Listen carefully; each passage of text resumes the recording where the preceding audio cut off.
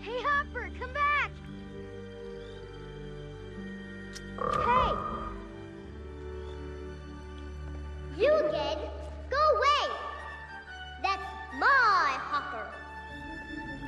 I saw him first. Well, he's in my pond.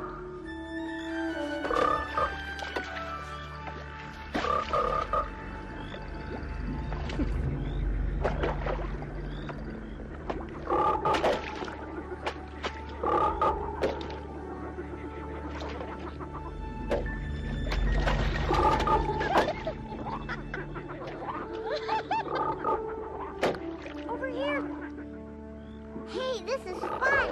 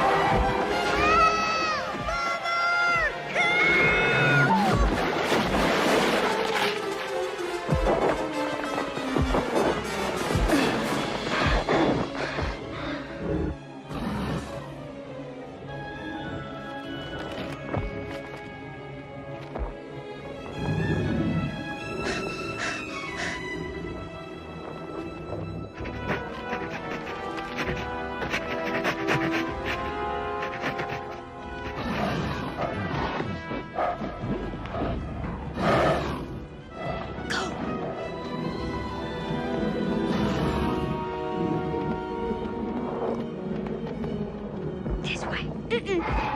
Come back! You're going the wrong way!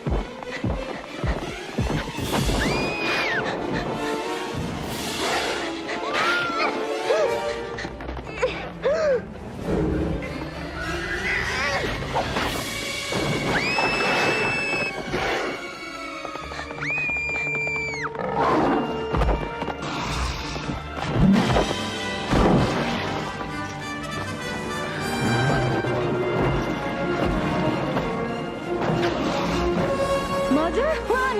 Run!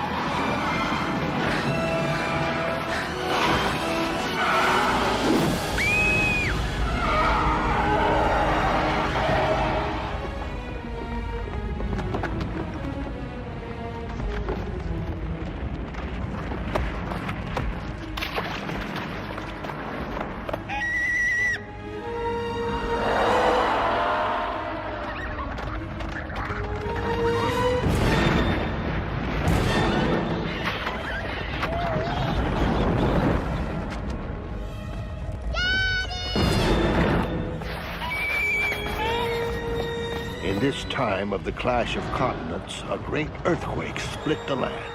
Herds were divided. Families were cut in two.